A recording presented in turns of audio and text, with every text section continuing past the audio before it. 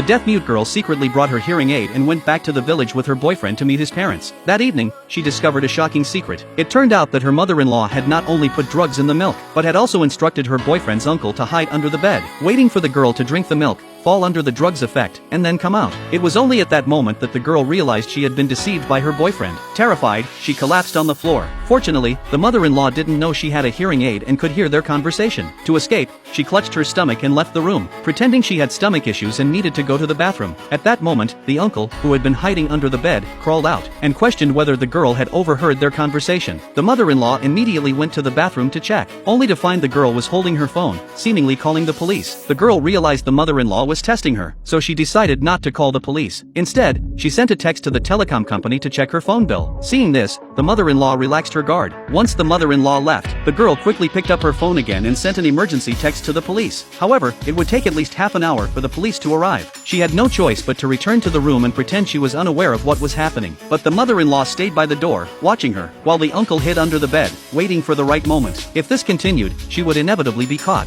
Then, an idea struck her. She took out her medical kit and prepared the anesthesia she had brought with her, planning to knock the uncle unconscious. Once that was done, she would just need to delay for another half hour until the police arrived to rescue her. Just then, she overheard the conversation between the mother-in-law and the uncle. The mother-in-law urged the uncle to wait until the girl's drug effects took hold before coming out, saying that if the girl resisted, they might have to kill her to avoid trouble. Hearing that the uncle had killed someone before, the girl was terrified, and immediately texted her boyfriend, asking him to come over that night to stay with her. But from their chat, she sensed something was wrong. She realized the person replying to her messages was not her boyfriend, but her mother-in-law. So, she deliberately said she had forgotten where she put the gift for her mother-in-law, and asked her boyfriend to come help her search for it. The mother-in-law, seeing the opportunity, immediately agreed, and opened the door to come inside. The girl pretended to be under the influence of the drug and told the mother-in-law that the gift was in her bag in the living room. Then, she had the mother-in-law accompany her to search for it. They searched for a long time but couldn't find it. The mother-in-law, anxious, told the girl to stand aside while she searched herself. At that moment, the girl took out the sedative she had prepared, and used it to knock out the mother-in-law. Suddenly, the uncle, impatient after waiting, rushed out from under the bed. The girl quickly hid the mother-in-law behind the curtains, then packed her things and ran out of the living room. When she saw the uncle leave her room, she thought that as long as she locked the door and waited for the police to arrive, she would be safe. She even planned to take her boyfriend with her when everything was over. Just then, she heard her father-in-law's voice. It turned out there was still someone hiding under the bed. Fortunately, her father-in-law was blind, which gave her some relief. He thought it was his brother who had come back, but when he called his brother's name and got no response, he crawled out from under the bed, feeling around. Not hearing anything in the room, he decided to go out and search. The girl, hearing the police would arrive in 2 minutes, felt overjoyed. But then her father-in-law locked the door, turned around, and told the girl that although he was blind, he could smell the fragrance on her.